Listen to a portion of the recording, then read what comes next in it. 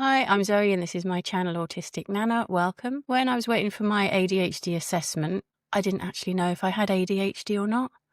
My husband has ADHD, so I was a bit confused about the whole thing. So here's 7 things that my ADHD husband really struggles with that I don't barely have any problem with at all.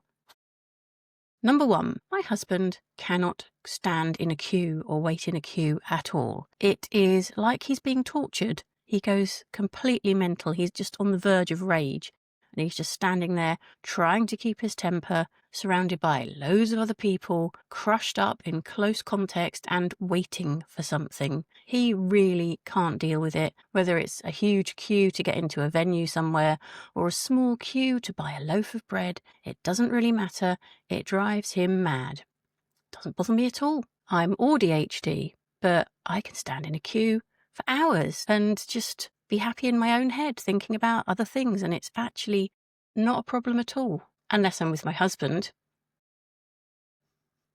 Okay, item number 2, which is a similar vein. My husband can't stand driving in traffic. So this is another thing where he's impatient and he doesn't want to wait. And if there's a traffic jam or a traffic queue and he has to slow down and take his turn, he just goes completely mad. He can't stand it. He has actually got better with age. He used to be on the verge of road rage all the time. It was absolutely ridiculous. He actually has to drive as part of his job and always has had to drive as part of his job for decades now. So the fact that he struggles in traffic is a bit unfortunate, really. He's got better. He's not as bad now. But I hate driving. I really hate it. I don't want to drive anywhere. But if I get stuck in traffic, it's almost relaxing for me, because part of my problem with driving is, I suppose this is the autistic side of me coming out. I'm not in control of all those other cars and I don't know what those people are going to do, and it really worries me. But when it's a traffic jam and you're just sitting there pootling along at 5 miles an hour, there's a lot more control, so it really doesn't bother me at all. So I think this again is part of my husband's problem with being impatient. He used to speed absolutely everywhere. He's a lot better now, but he used to get a lot of speeding tickets. He never got enough that he lost his licence, because I think getting 6 points on your licence was enough to put the fear of God into him so that he wouldn't speed for a while, and it was on his mind. But soon enough, the points would go off, so therefore he wasn't worrying about it all the time. And yeah, his speed would go up because he's just in a hurry, doesn't want to be late, he hates being late. And if he's been stuck in traffic at some point, he feels like he needs to make the time up. Whereas I don't speed at all. Speeding would be a case of breaking the rules. So again, my autism comes through here, and I can't break the rules, so I never speed. Number 4 is my husband likes to binge, whether it's eating, drinking, sweets, whatever it is. It's just all or nothing with him. If it's there, it's gone. If there's a packet of biscuits, he eats the whole pack. He can't just have 1 or 2. It's the whole pack. If it's there, it's gone. Whereas I take it or leave it. I can have a biscuit or 2, then I've had enough and I'm fine. It's not a problem. But yeah, completely different there to my husband. So it's another reason I didn't think that I had ADHD. Number 5, my husband struggles to pay attention and he has a really short attention span. So if there's a conversation or a meeting and he's got to concentrate, especially if it's boring, then he's going to struggle with that.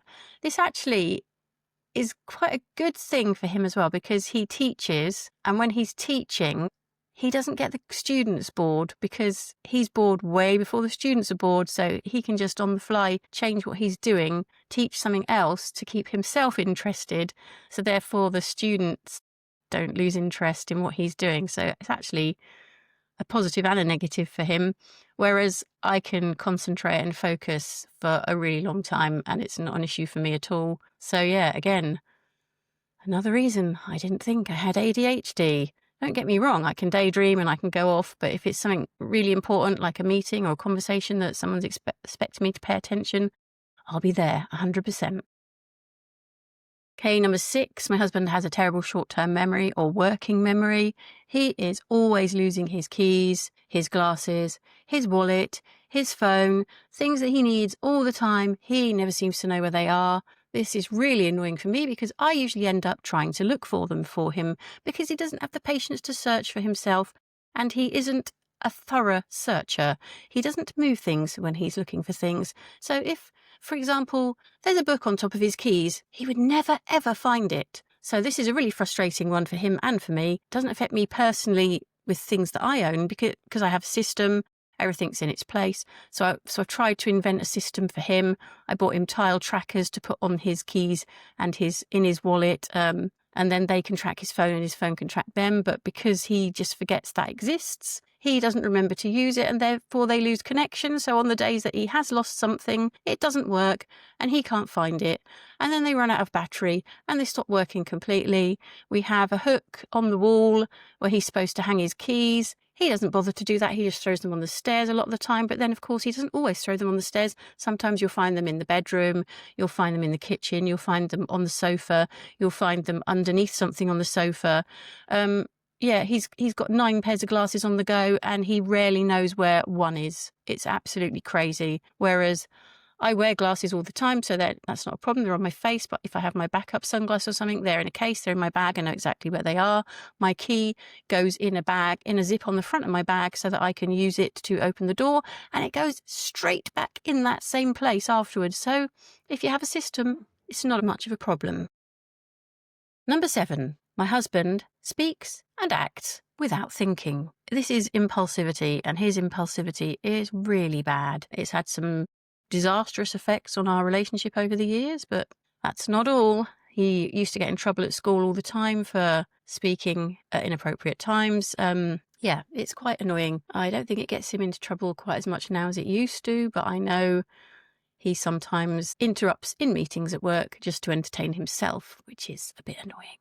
I don't struggle with this at all. Again, my autism takes over here.